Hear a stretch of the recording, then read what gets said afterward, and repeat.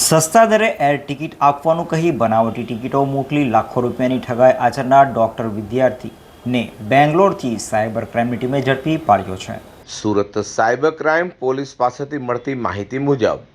ફરિયાદીને air ticket book કરવાથી અન્ય વેબસાઇટની સરખામણીએ સસ્તા દરે ટિકિટ આપવાનું જણાવી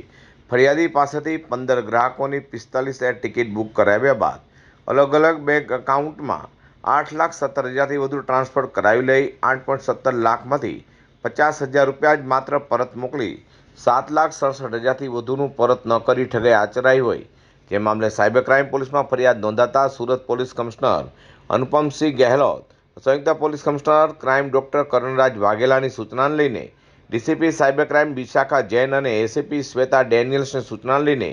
પીઆઈ MC નાયકની ટીમ તપાસમાં જોડાઈ હતી। ત્યારે આ બાતમીના આધારે લાખોની ઠગાઈના ગુનામાં સંડોવાયેલા મુખ્ય આરોપીઓ મૂળ આસામના નગાઉ હાલ બેંગ્લોરમાં હુલીમાયુ ખાતે રહેતા અને ડોક્ટરનો અભ્યાસ કરનાર હુમાયુ કબીર અબ્દુલ રજાકને સાયબર ક્રાઇમની ટીમે બેંગ્લોર ખાતેથી ઝડપી પાડી સુરત લાવી તેની ધરપકડ કરી છે। ફરિયાદીને એમ કહીને જણાવવામાં આવ્યું કે તમારું એર ટિકિટ સસ્તામાં થઈ જશે, તમે અગર અમારી સાથે બુક કરાવો તો એમ કહીને ફરિયાદી પાસેથી લગભગ 7.5 લાખ રૂપિયા લઈ લેવામાં આવ્યું અને જે ટિકિટ બનાવી એ ખરેખર ખોટી ટિકિટ, બનાવટી ટિકિટ એમને વોટ્સએપ ઉપર મોકલી એમની સાથે છેતરપિંડી કરવામાં આવી હતી અને જે એજન્સી છે એમની સાથે કોન્ટેક્ટ જે ફરિયાદી છે એમનું એક લિંક મારફતે થયું હતું અને વોટ્સએપ ઉપર આખી વાતચીત થઈ હતી અને એવી રીતે એમની સાથે છેતરપિંડી કરવામાં આવ્યું હતું। આ જે આરોપી છે એમને અમે લોકોએ બેંગ્લોર ખાતેથી ધરપકડ કર્યું છે અને છેલ્લા 1.5 વર્ષથી એ જ કામ કરે છે। એના સિવાય એ પોતાનું અકાઉન્ટ પણ ભાડે આપે છે સાયબર ફ્રોડના કામગીરી માટે અને એમના ખાતા ઉપર અમે લોકોને હાલ સુધીમાં કુલ